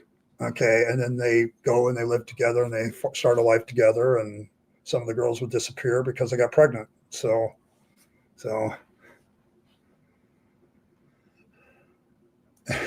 says archival. Yes. So the whole freaking culture bullshit, yes, there's a whole bunch of purity culture stuff that still exists in our own country. Yes, they don't necessarily change their names in marriage either. So, but a lot of them did. After they became legally allowed to be married, they would change their names. The girls would change their names. So there you go. But yes, my problem with Alan here is he's using interpretive methods that just justify what all we said too. Like the whole idea of marrying somebody at a young age is very much allowable based on the way Alan is doing his interpretations on tithing. So, yeah. Blessed, or you really don't want to give it, but you're giving reluctantly. God says, no. I don't need your money. I own the cattle on 1,000 hills and the hills themselves, right? I don't need your money. So if you're giving to me from a place of reluctance, keep it, because I don't need your money. I can create money, right? Now, I want to note at this point that Alan Parr has completely ignored the story of Ananias and Sapphira in the New Testament. I don't think he ever actually deals with it, because that doesn't seem to be like voluntary at that point. So there you go. And then he says, for God loves a person who gives cheerfully. In other words, it's not the amount that we give, it's the attitude that we have when we give. And God will generously provide all you need. Then you will always have everything you need and plenty left over to share with others. As the scriptures say, they share freely and give generously to the poor. Their good deeds will be remembered forever. So I want you to notice here in this passage, nowhere here does it say that you and I will be cursed with a curse, like Malachi chapter 3, right? That because we don't give exactly. Yeah, well, it doesn't say so there, but you still haven't dealt with the story of Ananias and Sapphira, where they basically kept back part of the money and didn't tell anybody and ended up dead for it. The Holy Spirit killed them, according to Peter. So what's up with that? Like, you're leaving a part of the story out of here. So there you go. 10%. I say that because many ministers are guilty of reading Malachi 3. Will a man rob God?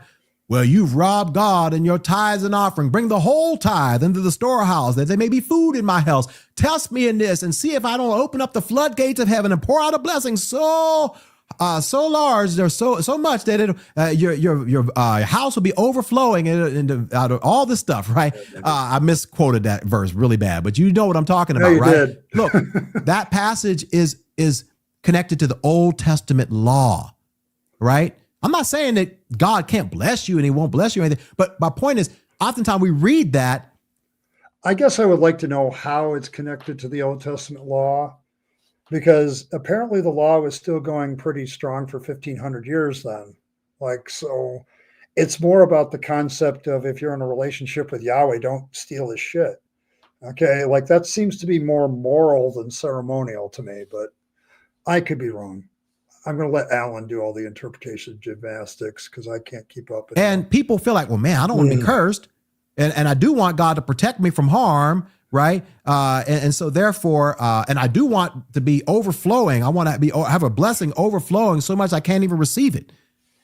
Guys, that's for the Old Testament.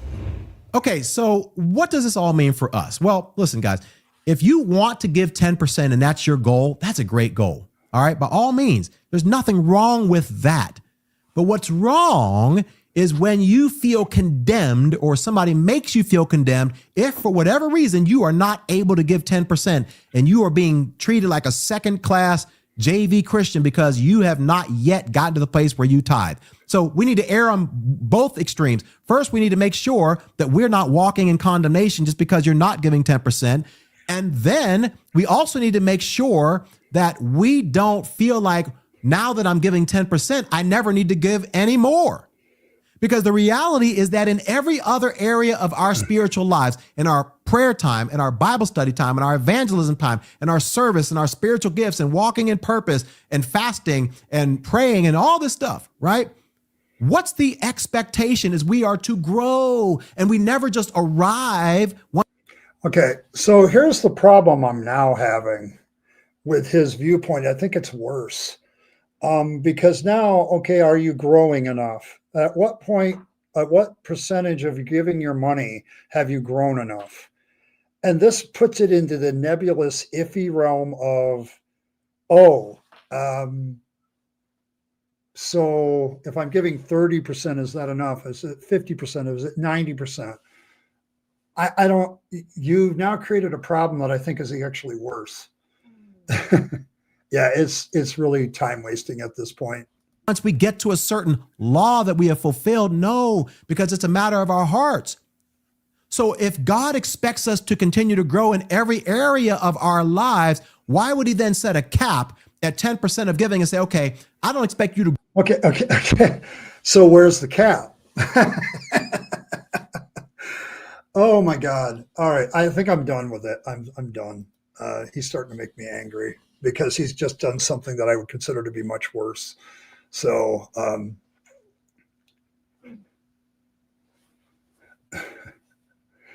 there you go. But yes, I don't, Alan, he gets me every time, like his own thing.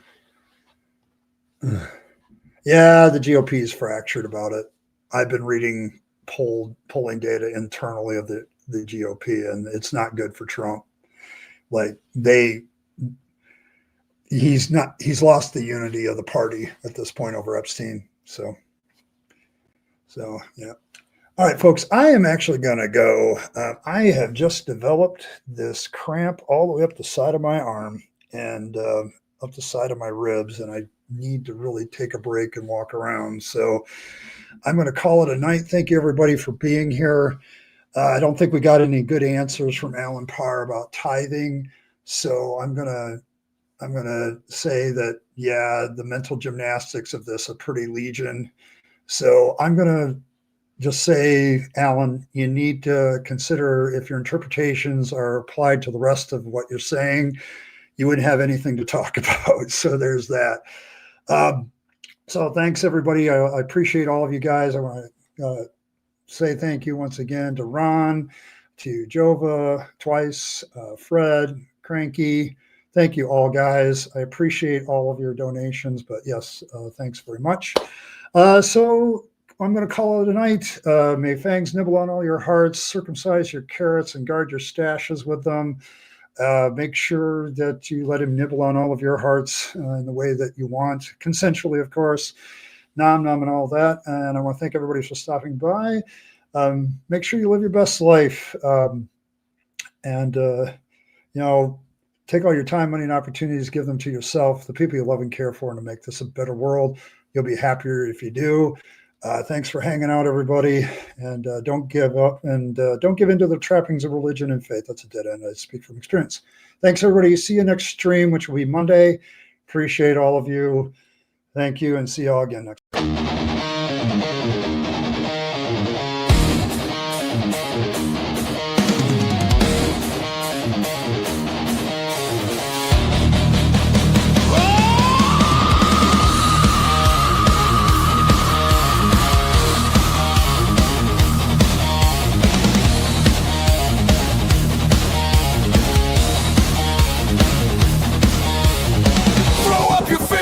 It's time to take a step.